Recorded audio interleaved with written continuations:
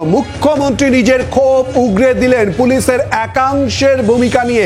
ইতিমধ্যেই তিনি প্রশ্ন তুলেছেন এবং নিচুতলার একাংশের ভূমিকা নিয়ে প্রশ্ন শুধু তাই নয়, সিআইডির খোল নলচে বদলে দেওয়ার কথাও ইতিমধ্যেই মুখ্যমন্ত্রী মমতা বন্দ্যোপাধ্যায় আজ নবান্নের সাংবাদিকদের মুখোমুখি হয়ে পর পর বললেন নানান বিষয় এবং তারই সঙ্গে আলু কেন রফতানি হয়ে যাচ্ছে রাজ্য থেকে, অর্থাৎ প্রচন্ড পরিমাণে এই মূল্যবৃদ্ধি, তার ফল মধ্যবিত্তের ঠিক কি পরিস্থিতি, এই সমস্ত কথা নিয়েই কিন্তু আমরা আলোচনা এবং তারই সঙ্গে অস্ত্র, বারবার অস্ত্রের কথা উঠে এসেছে।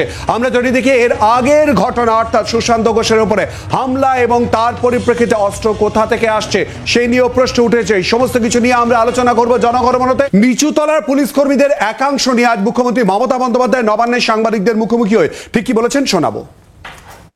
পলিটিক্যাল নেতাদের নামে সবাই বদনাম করে, বেশি 5 টাকা খেলে 500 টাকা বলে দেয় চোর, কিন্তু পলিটিক্যাল নেতারা টাকা খাওয়ার আগে 10 বার ভাবে জনগণের টাকা খাওয়া কি উচিত। তাদের নিজস্ব একটা দায়বদ্ধতাও থাকে, কিন্তু লোয়ার লেভেলে কিছু অফিসার্স, কিছু কর্মী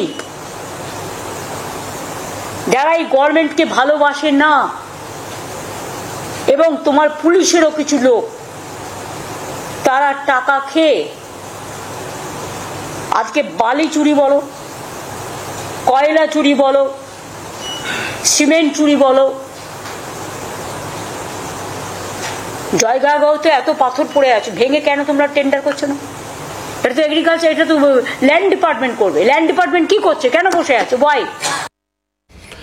ইতিমধ্যে আমাদের সঙ্গে আলোচনায় অংশগ্রহণ করেছেন সিপিআইএম নেতা শতরূপ ঘোষ। শতরূপ, পুলিশের নিচুতলার একাংশের ভূমিকা নিয়ে ইতিমধ্যেই প্রশ্ন তুলছেন খোদ মুখ্যমন্ত্রী মমতা বন্দ্যোপাধ্যায়। দেখুন, এগুলো না মানে একটা সস্তা লোক হাসানো হচ্ছে। আমি সত্যি কথা বলছি, মমতা বন্দ্যোপাধ্যায়ের আমি বিরোধী হতে পারি রাজনৈতিকভাবে, কিন্তু ওনার মানে বিশেষ করে বিরোধী নেত্রী থাকাকালীন ওনার লড়াইকে সত্যিই আমি সম্মান করতাম একদিন। কিন্তু উনি না মানে রাজনীতিটাকে একটা সার্কাসের পর্যায়ে নামিয়ে আনছেন। আসলে ওনার যেটা অনেক বছরের যে একটা রাজনীতি, যে পাড়ার চায়ের দোকানে যাতে আলোচনা হয় যে ভাই হ্যাঁ বাকি সবাই চোর ছাঁচোর, তৃণমূলের নেতাগুলো চোর, পুলিশ চোর, মানে পৃথিবী শুদ্ধ সবাই চোর, আমাদের দিদি একমাত্র খুব ভালো, মানে এই রাজনীতির উপর ভর করে তো উনি একদিন রয়েছেন। ওই রাজনীতিটাকে উনি বারবার প্র্যাকটিস করতে করতে কি হয়, একটা অস্ত্র বেশিবার ব্যবহার করতে করতে ভোতা হয়ে যায়। তো ওনারটা এখন মানে কি বলবো, মানে এখন একমাত্র সুরসুরি দেওয়ার কাজে লাগতে পারে, এবং সুরসুরি পেলে লোকে হাসবে, তার বেশি তো আর কিছু হবে না। এটা খুব সস্তা রাজনীতি হচ্ছে। আপনি পুলিশকে নিয়ে এত কথা বলছেন, আচ্ছা তাহলে এই আরজি করের ঘটনায় প্রমাণ লোপাট করতে গিয়ে যে অভিজিৎ মণ্ডলকে সিবিআই তার পেছনে পড়েছিল, আজকে সে সিবিআই হেফাজতে আছে। আপনি মমতা ব্যানার্জি কি করেছিলেন? সে যখন পার্থ চ্যাটার্জি মদন মিত্রদের কাছ থেকে শিখে গেছিল যে সিবিআই পেছনে পড়লে সবসময় অসুস্থ হওয়ার ভান করতে হয়, সে যখন অসুস্থ হয়ে হাসপাতালে ভর্তি হতে গেল, দিব্যি একটা সুস্থ লোক সিবিআই থেকে পালাচ্ছে, তাকে কেন হাসপাতাল ভর্তি নেয়নি? আপনি একেবারে গভর্নমেন্টের মিটিংয়ে বসে এই নারায়ণ স্বরূপ নিগমকে ও তো কেন কি হলো, ওকে কেন ভর্তি নিল না? মানে সেই লোকটা 2 দিন পরে অ্যারেস্টেড হলো, এখন অব্দি জেল কাটছে, কোনো হাসপাতালে যেতে হলো না, কোনো চিকিৎসা করাতে গেল না, মরেও গেল না, দিব্যি বেঁচে আছে জেলে, কোনো অসুবিধা হয়নি। একটা সুস্থ লোককে কেন হাসপাতালে ভর্তি নিয়ে কেন বাঁচানো হলো না সিবিআই থেকে পুলিশকে? তার জন্য আপনি নারায়ণ স্বরূপ নিগমকে ধমকাচ্ছিলেন অ্যাডমিনিস্ট্রেটিভ মিটিংয়ে। আজকে যে রাজীব কুমারকে সাক্ষী গোপাল বানিয়েছেন, রাজীব তোমার কিছু পুলিশ এই করছে হ্যান করছে, রাজীব কুমারটা কে? এই রাজীব কুমার নিজে চুরি করতে গিয়ে বাড়িতে সিবিআই ধরতে গেছিল এই রাজীব কুমারকে। আপনি মমতা ব্যানার্জি পুলিশের দুর্নীতি নিয়ে আপনার এত বড় বড় কথা, এই রাজীব কুমারকে যখন সিবিআই ধরতে গেছিল আপনি রাত দুপুরে রাজীব কুমারের বাড়ির সামনে বসে পড়ে সিবিআইকে আটকে ধর্মতলায় ধর্ণা দিয়ে কি কাণ্ডটাই না করে রাজীব কুমারকে বাঁচিয়েছিলেন। তো আপনি এই সমস্ত 2 নম্বরই পুলিশকে বাঁচান। তাহেরপুরে 108টা পুরসভায় ভোট হলো, একটা পুরসভা বিরোধীরা জিতলো, আমরা জিতলাম তাহেরপুর। দুপুরবেলা ভোটের রেজাল্ট বেরোলো, আপনি বিকেলবেলা পুলিশের ওখানকার আইসিকে ট্রান্সফার করে দিলেন। তাহেরপুরে জিততে পারলো না তৃণমূল, হারলো তৃণমূল, তৃণমূলের কোনো নেতার পদচ্যুতি হলো না, থানার আইসি ট্রান্সফার হয়ে গেল। কিন্তু উনি তো এই বার্তাও দিচ্ছেন এই সমস্ত আমি টলারেট করবো না কোনোভাবেই, এবং সেটা তো একেবারে সাংবাদিকদের মুখোমুখি হয়ে নবান্ন থেকে প্রেস কনফারেন্স করে বলছেন। না পশ্চিমবাংলায় এই ঘটনাগুলো গত 1 সপ্তাহ ধরে হচ্ছে না তো, গত 14 বছর ধরে তো এরকম বার্তা তোমাদের 24 ঘন্টার আর্কাইভে দেখাও দেখি উনি কতবার দিয়েছেন এরকম বিভিন্ন ঘটনা। নজরুল ইসলাম সাহেব বললেন বকটুয়ের ঘটনার কথা, এরকম কত ঘটনার সময় পুলিশকে এরকম কত বার্তা দিয়েছেন। বাংলা একটা কথা আছে, প্রথমে সাপ হয়ে দংশাবো তারপর ওঝা হয়ে ঝাড়বো। পুলিশের কাঁধে ভর করে যিনি মুখ্যমন্ত্রী হয়ে বসে আছেন, যে পঞ্চায়েতে ভোট হলো, তুমি দেখাও তো এইবার পঞ্চায়েতে কটা জায়গায় তৃণমূলের নেতা, তৃণমূলের গুন্ডারা গিয়ে বুথ দখল করেছে, একমাত্র ভাঙড়ের কিছু এলাকা বাদ দিয়ে গোটা পশ্চিমবাংলায় যেখানে যেখানে এইসব হয়েছে করেছে পুলিশ, বিডিও, এসডিও। পুলিশ গিয়ে বুথ দখল করছে, বিডিও এসডিও গণনায় ঘাপলা করছে। ওনার গোটা দুঃশাসনের এই রাজত্ব টিকে রয়েছে পুলিশের এবং বিডিও এসডিওর ঘাড়ে ভর করে। উনি কোথাকার হরিদাসী এসছেন পুলিশকে ধমকাতে। আরে আপনি বলছেন পুলিশ চুরিতে সাহায্য করে তো পুলিশ চুরিতে সাহায্য, কাকে সাহায্য করে? আপনার দলের নেতাগুলোকে তো সাহায্য করে। আপনি কয়লা চুরির কথা বলছেন, কয়লা চুরিতে পুলিশ মদত দেয়, চুরি করে তো আপনার ভাইপো। আপনি গরু চুরির কথা বলছেন, গরু চুরিতে পুলিশ মদত দেয়, করে তো আপনার গরুটা চুরি পেয়ারের অনুব্রত মণ্ডল। চাকরি চুরিতে পুলিশ মদত দেয়, গ্রিন করিডোর করে পার্থর বাড়িতে টাকা পৌঁছে দিয়েছে পুলিশ, কিন্তু চাকরিটা তো বেঁচেছে পার্থ চট্টোপাধ্যায়। তো আপনার দলের নেতাগুলো তো চুরি করে, চুরিতে পুলিশ মদত দেয়। তো যে চুরি করবে সে সাধু, আর যে মদত দেয় খালি একা তার দোষ। এসব ফালতু কথা বলে লাভ আছে? অনেকগুলো প্রশ্ন এবং তার উত্তর খোঁজার চেষ্টায় বিশ্বজিৎ বাবু আপনার কাছে আসবো। পরপর প্রশ্ন আসছে, সেই জায়গায় বিশ্বজিৎ বাবু আসবো, কিন্তু তার আগে আমরা শুনে নেবো এই অস্ত্র উদ্ধার প্রসঙ্গ নিয়ে রাজ্যের বিরোধী দলনেতা শুভেন্দু অধিকারী কি বলেছেন, শোনাবো। মালখানাতে ছিল, কোনোটা উদ্ধার হয়নি। ওগুলো মালখানাতে ছিল। মুখ্যমন্ত্রীকে খুশি করা তৃণমূল নেতারা তারা আতঙ্কিত হয়ে গেছেন। তাদেরকে বুস্ট আপ করার জন্য, তাদের যে মরাল ব্রেকডাউন হয়েছে এটা দেখানোর জন্য পুলিশের মালখানাতে অনেক এই ধরনের ভাঙা পচা, মানে টিপলেও গুলি বেরোবে না এরকম বন্দুক থাকে, সেই মালগুলো বের করে দেখাচ্ছেন। আর ভালো কাজ করলে ট্রেনিংয়ে যেতে হবে। বিশ্বজিৎ বাবু, দেখুন, এই কথার সত্যতা একেবারে নেই। তার কারণ হচ্ছে মালখানায় যেগুলো থাকে তার একটা সিজার লিস্ট এবং তার একটা অডিট হয়। সেই অডিটের পরে তার উপর ভিত্তি করে এগুলো বলতে হয়। দ্বিতীয় কথা, যে বারবার কথা হচ্ছে যে মুখ্যমন্ত্রী বিভ্রান্ত করার চেষ্টা করছে, মানুষকে ভুল বুঝিয়ে দিচ্ছে, গুলিয়ে দিচ্ছে, ব্যাপারটা না। যে ঘটনাগুলো ঘটেছে সেই ঘটনাতে যারা যারা অপরাধী, এবং সেখানে বলছে না তো, একটু আগে আপনি যে বাইট দেখালেন সেখানে বললো যে রাজনৈতিক দলেরই হোক, সেখানে কি উনি বলেছিলেন যে তৃণমূল কংগ্রেস বাদ দিয়ে যে কোনো রাজনৈতিক দলের হোক? সেটা তো বলেননি। সুতরাং মানুষের কাছে যে বার্তা পৌঁছে দেওয়ার একজন মুখ্যমন্ত্রী এই কথাগুলো বলেছেন, তাদেরকে এই যে নাগরিকদের, আমরা যে ওয়েলফেয়ার স্টেটের কথা বলি, নাগরিকদের আশ্বস্ত করা এবং তার সদিচ্ছা দেখানো। প্রথম কথা উনি বললেন যে মমতা ব্যানার্জি তো এটা বলেননি যে বিরোধীদেরকে খালি করতে হবে, তৃণমূলকে করা যাবে না ইত্যাদি। এখন দেখুন, কে কি বললেন তাই দিয়ে তো দেশ চলে না, কে কি করলেন তাই দিয়ে দেশ চলে বা রাজ্য চলে। আমরা 13 বছর ধরে দেখেছি উনি কি করেছেন। পশ্চিমবাংলার পুলিশ পার্থ চট্টোপাধ্যায়ের জুতোর ফিতে বেঁধে দিয়েছে এবং বিরোধী দলের রাজনৈতিক কর্মীদেরকে মিছিলে পিটিয়ে মেরেছে, এক। দ্বিতীয় কথা হচ্ছে, আপনি সিজার লিস্ট নিয়ে একটা আপনার তথ্য দিলেন নাকি অডিট হয় ইত্যাদি হয়। আপনি দেখতে গেছেন অডিটের রিপোর্ট পড়েন, খবরের কাগজে বেরোয় অডিটের রিপোর্ট।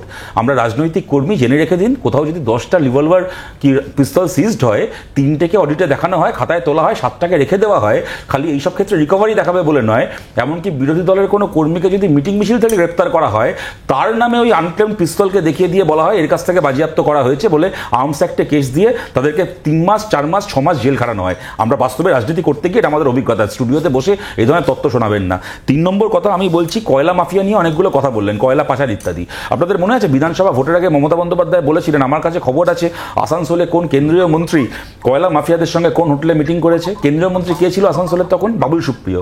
কয়লা মাফিয়াদের সঙ্গে মিটিং করেছিল, আপনার কাছে খবর আছে। আপনি কি করলেন? ভোটের পরে আমাদের আঙুল থেকে ভোটের কালি উঠতে পারলো না, তার আগে বাবুল সুপ্রিয়কে নিজের দলের মন্ত্রী বানিয়ে দিলেন। আমার শেষ দুটো কথা, এই যে তুমি জানো খুব ভালো করে, তোমাদের স্টুডিওতে যখন এই কদিন আগে ওই বাড়ি ভেঙে পড়লো, গার্ডেন রিচে বিল্ডিং ভেঙে পড়লো, তৃণমূলের অনেক নেতা তখন বলছিল বিরোধীদের ওখানে দায়বদ্ধতা আছে, পাড়ায় কোথাও বেআইনি বিল্ডিং তৈরি হচ্ছে, বিরোধীরাই বা কেন জানাবে না পুলিশকে, ইত্যাদি ইত্যাদি ইত্যাদি। আচ্ছা, গুলশান কলোনির এই বেআইনি বিল্ডিংগুলো কোথায় তৈরি হয়েছে তোমরা খুব ভালো করে জানো।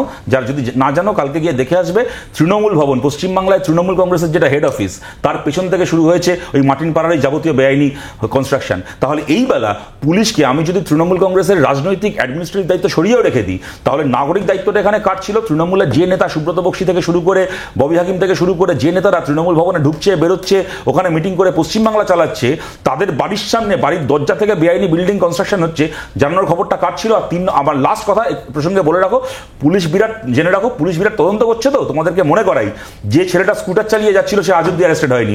সুশান্ত ঘোষকে গুলি করতে যারা এসেছিল, আজ কেন অ্যারেস্টেড হয়নি? অ্যারেস্টেড হয়নি নাকি করেনি, কেননা সে মুখ খুললে অনেক জানাজানি হয়ে যাবে বলে। প্রত্যেকে একটা লোককে, শান্তিগোপালকে দাঁড় করিয়ে বলাচ্ছে কোথায় নাকি 2000 স্কোয়ার ফুট জমি নাকি কে দখল করেছে, তার জন্য নাকি 50 লাখ টাকা সুপারি দেওয়া হয়েছে। ওই গুলশান কলোনির ওখানে, মাটির পাড়ার ওখানে, আমি ওইখানে থাকি, ওখানে জলা জমি, বেআইনি জমি, ওই 2000 স্কোয়ার ফিট মানে 3.25 কাঠা জমির দাম হবে বড় জোর 8 কি 9 লাখ টাকা। 9 লাখ টাকার জমির জন্য 50 লাখ টাকা সুপারি। আমাদের কি পাগল হবে না ছাগল হবে? আমাদেরকে যা পারবে একটা গল্প শোনাবে আর লোকে বিশ্বাস করে নেবে। পুলিশের ভূমিকা নিয়ে যে কোনো আমলেই বারবার করে প্রশ্ন উঠে থাকে বিভিন্ন ক্ষেত্রে। যেসব পুলিশ অন্যায় কাজ করছে তাদেরকে বলা হয়েছে। এবং এটাতে তো ঠিকই আছে, প্রশাসনের তো দায় আছেই, এবং প্রশাসনের দায় থাকলে এটা মেনে নিতে হবে যে পুলিশকেও দায় নিতে হবে। পুলিশ কিন্তু রাজনৈতিক দলের কর্মী হিসাবে চাকরি করতে আসেনি, সে উপর মহল বলুন নিচে মহলের বলুন, তাদের অ্যাপয়েন্টমেন্ট হয়েছিল তাদের চাকরি করার জন্য। সুতরাং পুলিশ যদি তার জায়গা থেকে বিচ্যুত হয়, প্রশাসন সেটা দেখবে, এবং প্রশাসনের দায়িত্ব এবং দায়বদ্ধতা তারও আছে, তাকে এই দায়িত্ব নিতে হবে। সুতরাং মুখ্যমন্ত্রী পুলিশ মন্ত্রী হিসাবে এটা যথার্থ করেছেন যে যারা এই কাজগুলো করছে তাদের চিহ্নিত করা গেলে তাদের দৃষ্টান্তমূলক শাস্তি দেওয়া হোক। অভ্র যথার্থ করেছেন বলছেন মুখ্যমন্ত্রী করবেন, আমার মুখ্যমন্ত্রী তো ভালো লাগলো, বলছেন সেটা। এত ভালো লাগলো, মানে 13 বছর হয়েছে আর বলো অভ্র, এত ভালো লাগলো এইসব নীতিকথা শুনে, কি বলবো, প্রায় চোখে জল চলে এসেছে যখন এই ধরনের অ্যাডমিশন আসছে যে পুলিশ প্রশাসন কার্যত ভেঙে পড়েছে এবং কাজ করতে পারছে না। না, ভেঙে সেই পড়েছে, পরিস্থিতিতে ভেঙে পড়েছে, তোমার ব্যাখ্যা, এই ভেঙে পড়েছে, সরকারে তোমার ব্যাখ্যা। এই সরকারে না, অভ্র, অভ্র, তৃণমূলে অভ্র, থাকার কোনো অভ্র, অধিকার নেই। অভ্র, ভেঙে ভেঙে পড়েনি, পড়েছে, তোমার ভেঙে ব্যাখ্যা। পড়েনি, ভেঙে পড়েছে, ভেঙে পড়েনি। আমাদের তাহলে কি কারো হচ্ছে? কারো তাহলে কি সুবিধা হচ্ছে? অসুবিধা হলে গিয়ে এই পুলিশের কাছে তোমাকে আমাকে না যে কোনো লোককে যেতে হবে কিন্তু পুলিশের কাছে। ভেঙে পড়েছে, তোমার ব্যাখ্যা, তোমার ব্যাখ্যা।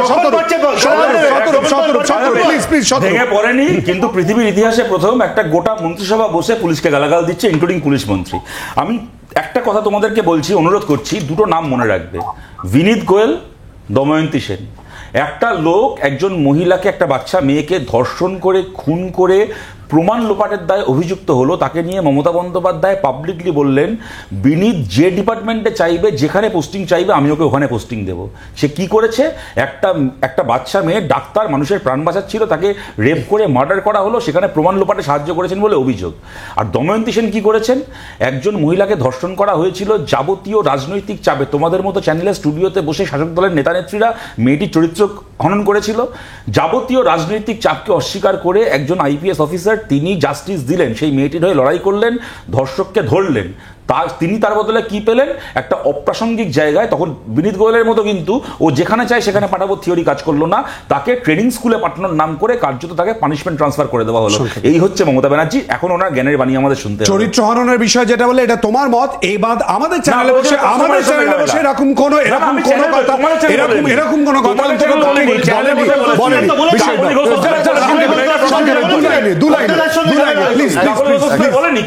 পুলিশের একাংশের ভূমিকা নিয়ে যেমন প্রশ্ন উঠেছে, তার পাশাপাশি মধ্যবিত্তের বর্তমানে যে পরিস্থিতি, যা নিয়ে আমরা একাধিকবার আপনাদের সামনে তথ্য তুলে ধরেছি, তা নিয়েও কিন্তু আজ কার্যত ক্ষোভ প্রকাশ করেছেন মুখ্যমন্ত্রী মমতা বন্দ্যোপাধ্যায়, বিশেষ করে আলুর দাম এবং আলুর রফতানি নিয়ে। ঠিক কি বলেছেন তিনি, শোনাবো।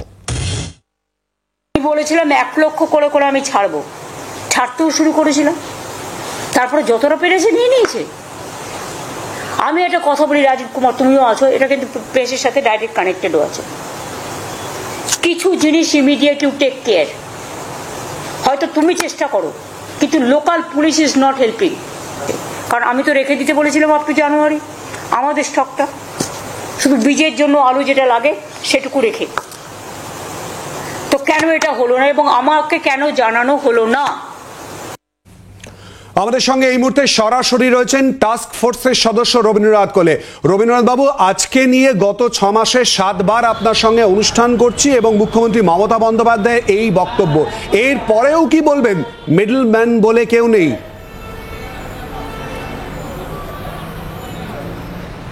শুনুন, মিডলম্যান বলতে যা বোঝায়, আমরা আলু নিয়ে কথা বলছি। আলু নিয়ে আমরা যেটা বারবার বলছি সেটা মমতাদিকে, ওরা আলু ব্যবসায়ী, পশ্চিমবঙ্গ প্রগতিশীল আলু ব্যবসায়ী সমিতির যারা কর্মকর্তা, তারা কথা দিয়েছিল যে আমরা 26 টাকা করে আলু যাদের হোলসেলার তাদের দেব। সেটা মার্কেটে ওই 31-32 টাকায় বিক্রি হবে বলেই ধরে নেওয়া হয়েছিল, কিন্তু দেখা গেল সেটা 26 টাকায় হচ্ছে না। প্রথম কিছুদিন দিল, তারপরে ওটা চলে গেল 28 টাকা। এখন তো বাজারে হোলসেলাররাই বেচছে 30 টাকায়। তো এই জিনিসটা হয়েছে মূলত এই জন্য যে আলু যেটা বেরোনোর পারমিশন দিয়েছিলেন উনি 14 লক্ষ মেট্রিক টনের মধ্যে 2 লক্ষ 4 লক্ষ, এবং সেখানে হিসাব করে দেখা গেছিল যে 5 লক্ষ মেট্রিক টন রিকোয়ারমেন্টসের বাইরে বাঁচবে। তো সেইখানে কী সুবিধা হচ্ছে সেটা তো আর আমি বলতে পারবো না, এটা যারা দায়িত্বে আছেন তারা বুঝবেন, যারা দেখাশোনা করছেন তারা বলতে পারবেন। কিন্তু আমি এটা জানি, দিদিকে যে প্রতিশ্রুতি দেওয়া হয়েছিল লাস্ট সিএসের মিটিংয়েও আমরা এইটা ওদের প্রশ্ন করেছি যে আপনারা রবীন্দ্রনাথ বাবু একটুখানি প্লিজ আমাদের সঙ্গে থাকবেন। রবীন্দ্রনাথ বাবু, আপনি বলেছিলেন, আপনার বক্তব্য আপনার সামনে তুলে ধরতে পারি, গত মঙ্গলবার 2 থেকে 3 দিনে নিয়ন্ত্রণে আসবে। আমরা প্রশ্ন করেছিলাম মধ্যস্বত্বভোগীর বিষয়, আপনি বলেছিলেন এরকম কিছু হয় না। আপনার নিশ্চয়ই মনে রয়েছে। আজ মুখ্যমন্ত্রী মমতা বন্দ্যোপাধ্যায় মিডলম্যানের প্রসঙ্গ তুলেছেন। কি বলেছেন শোনাবো। সব আলুটা বেরিয়ে গেছে, মাথায় রেখো। আজকে আলুর দাম বাড়ছে। পেঁয়াজ আমি কষ্ট করে তৈরি করতে শুরু করেছিলাম, বাংলায় পেঁয়াজ তৈরি হতো না বলে। সবটা নাসিক থেকে আসতো। আমার খাওয়ার পেঁয়াজ নেই, আমাকে নাসিক থেকে আনতে হয়। আমার পেঁয়াজ বাইরে বিক্রি হয়ে যাবে কেন? তো আমার যদি 50% বিক্রি হয়ে যায়, বাইরে এক্সপোর্ট হয়ে যায়, কারা গো? তাকে আমি টাকা দেবো, টাকা আমি বিমা দেবো, টাকা আমি জমি উর্বর করার জন্য ইকুইপমেন্টস দেবো, প্রিজার্ভেশনের জন্য দিচ্ছি। আর কিছু লোক বিজনেস করতে গিয়ে কমার্শিয়ালি স্টেটকে এক্সপ্লয়েট করবে। এটা যারা চাষি তারা করে না, এটা কিছু মিডল ম্যান আছে তারা করে। সেই দালালির টাকা তারা ভাগ দেয় একে একে তাকে। সেই দালালির টাকা তারা ভাগ দেয় একে ওকে তাকে, সেই মিডলম্যানরা করে। মুখ্যমন্ত্রী মমতা বন্দ্যোপাধ্যায়ের বক্তব্য তুলে ধরলাম। রবীন্দ্রনাথবাবু বলুন। আপনাকে বলছি যে আমি বলেছিলাম এই কথাটা গ্রিন ভেজিটেবলের ক্ষেত্রে। সবাই জানে যে আলু এক শ্রেণীর ব্যবসায়ী যারা আলুটা চাষিদের কাছ থেকে কিনে এনে স্টোরে রাখে, তাদের কথা বলা হয়নি। আপনাকে বুঝতে হবে জিনিসটা। আপনাকে প্রশ্ন করেছিলাম, আপনি বলেছিলেন নাটকীয় প্রশ্ন। না না, এই মুহূর্তে কোথায় গেছে পরিস্থিতি? মুখ্যমন্ত্রীকে নবান্ন থেকে নিয়ে প্রশ্ন তুলতে হচ্ছে। মনে পড়ছে আলুর সঙ্গে গ্রিন ভেজিটেবল জড়ালে চলবে না, এই দুটো ভিন্ন ভিন্ন। আপনি আলাদা করে আপনি সরলীকরণ করার চেষ্টা করছেন। বাজারের ব্যাগ এই মুহূর্তে গরম হয়ে রয়েছে, আপনি সত্যিটা স্বীকার করবেন না। সরলীকরণ নয়, আপনি কোনটা গ্রিন ভেজিটেবলের না আলুর? না, কোনো সত্যি অসত্যর এখানে ব্যাপার নয়। ব্যাপারটা আপনি বলুন না, গ্রিন ভেজিটেবল স্টোর করা যায়? পৃথিবীতে এখনো এরকম কোনো কিছু বেরিয়েছে যে আপনার মঙ্গলবারের উত্তর এবং আজকের উত্তরের মধ্যে সবিরোধিতা আসছে কিনা প্লিজ একটু থাকুন। রবীন্দ্রনাথ বাবু, আপনার কাছে আসবো অবশ্যই করে। আমাদের অন্যান্য অতিথিদের একটুখানি বক্তব্য আমরা শুনে নেওয়ার চেষ্টা করবো। একটু প্লিজ থাকুন, প্লিজ। শতরূপ, দেখুন, উনি একটা বললেন, একটা কি প্রগতিশীল আলু ব্যবসায়ী সমিতির কথা বললেন। আমি জানি না ওই সমিতির ব্যবসায়ীগুলো প্রগতিশীল না আলুগুলো প্রগতিশীল, কিন্তু যে কোনো কারণেই হোক না কেন জিনিসের দাম বাড়া সম্পর্কে অনেকগুলো বিষয় আছে। সারের দাম, বীজের দাম থেকে শুরু করে, এবং পুরোটা হয়তো রাজ্য সরকারের দোষও নয়, সেখানে কেন্দ্রেরও একটা দায়বদ্ধতা আছে, অনেক কারণ আছে।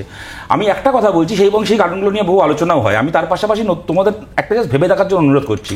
পশ্চিমবাংলায় এবার পুজোর আগে থেকে একটা ভয়াবহ বন্যা হয়েছে, এবং পশ্চিমবাংলার খুব বড় অংশের ফলন হয় যে জেলাগুলো থেকে জলের তলায় একটা বড় অংশ ডুবে গেছে, আমরা সবাই জানি। সেই সময় এমনি অনেক ফসল নষ্ট হয়েছে, ফলন নষ্ট হয়েছে। ওই সময় আমরা কি দেখলাম, মুখ্যমন্ত্রী কি ডিভিসি জল ছেড়েছে, এমুক ওই করেছে, ঝাড়খণ্ডের মুখ্যমন্ত্রী আমায় ফোন করেনি, এইসব বলে শয়ে হাজারে ট্রাক রাজ্যের বর্ডারে দাঁড় করিয়ে দিলেন। যারা কিনা যে নাসিকের পেঁয়াজের কথা বলছেন, বাইরের রাজ্য থেকে পেঁয়াজ নিয়ে, কি অন্যান্য জিনিসপত্র নিয়ে, কপি নিয়ে ইত্যাদি নিয়ে যারা পশ্চিমবাংলায় ঢুকছে। বন্যার সময় বা এই ধরনের কোনো প্রাকৃতিক দুর্যোগের সময় মানুষ চেষ্টা করে ফুড সাপ্লাই বাড়ানোর, কেননা বন্যা হলে বা প্রাকৃতিক দুর্যোগ হলে অটোমেটিক্যালি জিনিসপত্র নষ্ট হবে, কতগুলো জিনিসের দাম বাড়বে, ফুড সাপ্লাই বাড়ানোর চেষ্টা করে। উনি রাজ্যের বর্ডারে ট্রাক দাঁড় করিয়ে পচিয়ে দিলেন খাবার, কুইন্টাল খাবার পচিয়ে দিলেন। তুমি বলো আজকে জিনিসের দাম বাড়বে না কম?